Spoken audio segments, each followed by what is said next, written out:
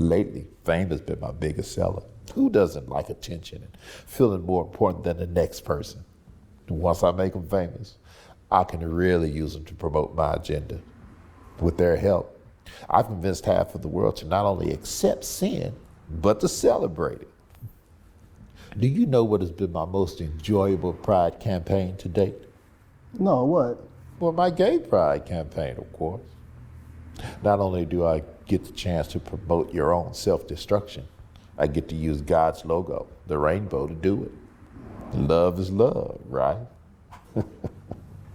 My plan not only prevents you worthless humans from reproducing, it distorts the gender roles and allows me to bring all types of chaos and confusion upon your pathetic societies.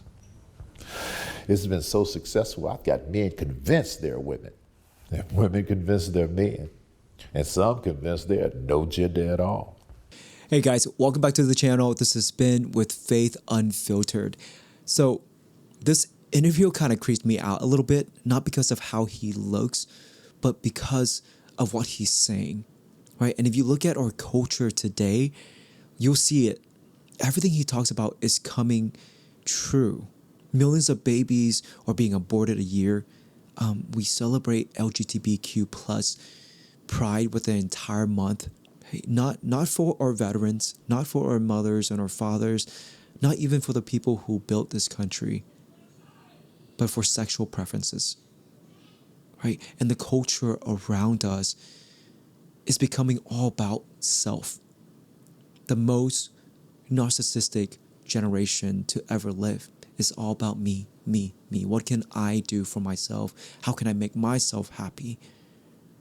But here's what I need you to hold on to. Jesus has conquered death. Right? The enemy has nothing over us. Okay? Because he's already been defeated by the majestic and matchless Jesus Christ. So as you watch this, keep that in mind. The devil may be loud, but his time is short, and Christ is coming. And he has already won. All right? So let me stop here before I get my soapbox, but let's get into it. Whoa. Lucifer in the flesh. Do you know how many journalists would kill? Wait, you probably do.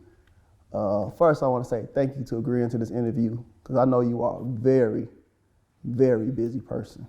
Yes. I usually like to fly under the radar, but I figured since I'm already on the campaign trail, why not? Okay. First, let's talk about your reign. Now, you've had a fairly long one. What would you attribute to your success and popularity? Oh, that's easy. Every generation is the same. I appeal to their lust and ego. I offer all the sex, wealth, and fame a person could want. Do as thou wilt has been my campaign slogan from the start. And my campaign platform hasn't changed either. I run on the same three issues every generation: lust of the flesh, lust of the eyes, and pride of life. Okay. When you say lust of the flesh, what exactly do you mean? Come on now. What do I mean? Isn't it obvious? I just use humans' own innate physical desires against them. And since sexual desire seems to be the most powerful, I usually run with that. Now, I didn't create sex, but I must say I've done a superb job at perverting it. Take pornography, for example. Well, you should know a lot about this one, Ivan. Weren't you addicted to porn? This interview is about you, not about me. Can we get back on subject? Now, where was I? Oh, yeah. What I do is gradually get someone addicted to porn. And once lust has had its full work and he and she can no longer restrain themselves, they usually look to act out their fantasies on someone. And sometimes that someone is a child. Now, my plan plays out perfectly. That abused child will eventually turn to a life of promiscuity and perversion themselves, allowing me to continue my vicious cycle. And here's the kicker. Many of those abused girls end up right in the porn industry. Now, how's that for irony? The second thing you had mentioned, I believe, you said lust of the flesh, lust of the eyes. Can you elaborate? Humans are never satisfied. You always crave more.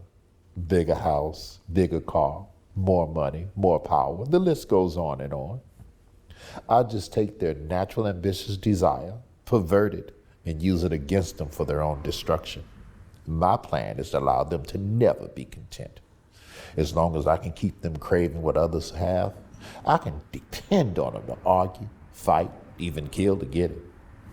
Humans are so easily tricked into jealousy. And you know what they say. Jealousy is as cruel as the grave. Yes, I have heard that before. The last thing you had mentioned was, I believe, pride of life. Now, how does this fit into your campaign platform? Humans are always on a quest for knowledge. I tricked the first humans to seek carnal knowledge over godly wisdom, and it's worked like a charm every generation since.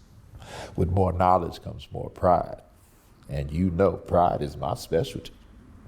And since humans don't like to keep God in their wisdom, I'm able to seduce them with all types of things to help puff up their ego. Lately, fame has been my biggest seller. Who doesn't like attention and feeling more important than the next person? Once I make them famous, I can really use them to promote my agenda. With their help, I've convinced half of the world to not only accept sin, but to celebrate it. Do you know what has been my most enjoyable pride campaign to date? No, what? Well, my gay pride campaign, of course. Not only do I get the chance to promote your own self-destruction, I get to use God's logo, the rainbow, to do it. Love is love, right? My plan not only prevents you worthless humans from reproducing, it distorts the gender roles and allows me to bring all types of chaos and confusion upon your pathetic societies. It's been so successful, I've got men convinced they're women, and women convinced they're men, and some convinced they're no gender at all. And I've got 2 more Pride Initiative campaigns I'd like to introduce in the near future. Really? I'm guessing you probably want me to ask you what they are, right? Well, first, it's abortion pride. Now, I think we can pull this off. Society is definitely ready for it. I've enlisted to help a Planned Parenthood to work with marketing and promotions. And all we'll have to do is silence the so-called abolitionists and pro-lifers, because the rest of the church doesn't seem to care. And second is pedophilia pride. Now, society might not be ready for this one just yet, so we'll hold off. I need to desensitize them a little more before we introduce it. Okay. Let's change gears for a minute and talk about policy. Some may consider your policies destructive, dangerous even. What would be your response to that? What would you say to your detractors? All of my policies are aimed to do one of 3 things: either steal, kill, or destroy. And if it's not doing one or all 3 of those things, then it's not in my agenda, and I'm not promoting it. Okay. I'm happy you said that. It seems as if you promote your agenda differently to different ethnicities. If so, why? Of course, I'd be a fool not to. Take black people, for instance. As a people, they're super spiritual, so I can't really convince them that there is no God. What I have been able to do as of late is convince them that he's not the God of the Bible. Now, I've been real successful at promoting black consciousness and Islam in their communities. I'm so happy you mentioned black people. It seems as if we've been at the very top of your agenda for quite some time. Why is that? A few reasons. Black people help me reach the masses. Now, as you know, I was over music in heaven. My beats were so dope, I got over 1/3 of the angels to follow me. And once I got here to the earth, I needed artists and entertainers to help me promote my message here. Who better than black people? Black people possess all the natural rhythm and music ability that I need. And it's easy for me to influence them with money since so many of them grew up without it. Another reason I target black people is because they're strong mentally and physically. If black men were to ever find their identity in Christ, I'd be in trouble. So I try. So I don't know if you guys know, but Lucifer is actually created for worship. He was one of the archangel out of threes, right? I believe Michael was for war and battle. And then Gabriel was for messages, or he was a messenger. And then Lucifer was literally created to worship God. His body was an instrument, right?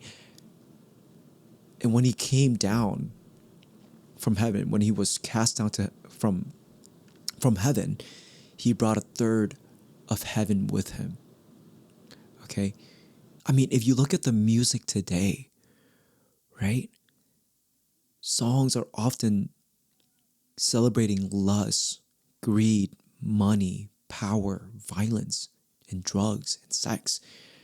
The very thing the enemy admits, like what literally the very things that Lucifer is admitting, right? Lyrics that normalizes casual sex, infidelity, or even drunkenness. It desensitizes listeners, it desensitizes us, making sin seem normal. And so instead of creating music that points to life, it often points to self-destruction. And this is kind of what he's getting at here, is that he's using that gift that God has given him against God. He's using that to destroy others instead of pointing them to God and pointing them to life. And that's why music was created for that in the first place, was to glorify and to worship the Lord. Try my best to destroy the black family structure and keep black men away from his family and the church. Drugs and incarceration are a couple of my more popular means. Without the head of the household present, I can become the head and influence the children without too much resistance. So you mean to tell me that your policies are intentionally racist against black people? Racist? This has got to be the best law I've ever come up with. Now, I can't believe that humans still believe they're different races. But to answer your question, yes. It has always been my policy to target and isolate a group of people. And out of all my strategies, this skin color thing has worked the best. I definitely want to keep white people and black people separated. As long as I can keep black people bitter and white people offended, I'm good. Hopefully black people will never forgive. That way I can continue to use them. Okay, my question is, what role, if any? So I think the father aspect is so powerful because it's exactly what's happening. I believe 70 or to 80% of black families don't have a father. Right? The father is removed from the family. And Lucifer knows this, Satan knows this, because he knows the family is God's design for strength, protection, and identity and stability. So when fathers are absent, families often lose stability. So children grow without the daily example of discipline, provision, and spiritual leadership. Because the father's supposed to lead spiritually, right? He's supposed to lead his family into heaven or towards heaven and towards Christ. So without that anchor, that foundation, the enemy can more easily sow confusion, right? That's his specialty, right? And I think this is extremely important for young men. So without a father's presence, many boys look for role models other in the streets, in gangs, or even our culture, right? They often end up chasing a false definition of masculinity, right? Not the biblical version of masculinity, right? And that often comes with violence, sexual conquest, right? Materialism, because no one is showing them the real version of strength that comes from love, responsibility, and sacrifice. So this is probably one of the worst things that Satan can do for a country, for a population, especially for the family, because our country is built on families and the family structure. And when that breaks apart, everything else also falls apart as well. Does your administration play in this black on black crime epidemic? Well, as great as my administration is, we can't take all the credit for this. Black people help us tremendously. By aborting so many of their babies, they allow us to bring death to their communities. As the Bible says, they sow the wind and reap a whirlwind. When implementing all of these policies, do you ever face any resistance or pushback? And if so, from who? One group in particular try to oppose every policy I try to implement. I would be so much further along in my agenda if it wasn't for them. Really? So what group is that? Those pesky, born-again Jesus followers. They're a real thorn in my side. Every generation, they come together and try to dismantle one of my signature policies. Now, I've convinced half of the world that Jesus didn't exist and the other half that he wasn't divine. But I can't seem to convince them. They seem hell-bent on telling everybody about him and spreading his message. And some of them believe he's coming to unseat me in this generation. Crazy, huh? I'll tell you, those idiots are really messing with my legacy. So, Lucifer, how does that make you feel when us idiots say that Jesus possibly could be coming back in this generation to unseat you? And y'all been saying that for centuries. I just use it as motivation to get as much of my agenda pushed through and deceive as many people as possible before he returns. I think I've done pretty well. My record speaks for itself. About 150,000 people die each day, and most of them don't know Jesus. 150,000 people. Whew. Well, you know what? This concludes our interview. I want to say thank you for open, honest, pretty frank discussion with me. Is there any last words you would like to leave with our viewing audience? Yes. I'd like to take this moment and give a special thank you to two groups of people. First, I want to say thank you to all my followers. You are the hands and feet of my administration, and we could do nothing without you. Keep up the good work spreading my message. And second, I'd like to say thank you to the divided church. I love the way you argue and use your passions to fight amongst each other. Keep up the good work.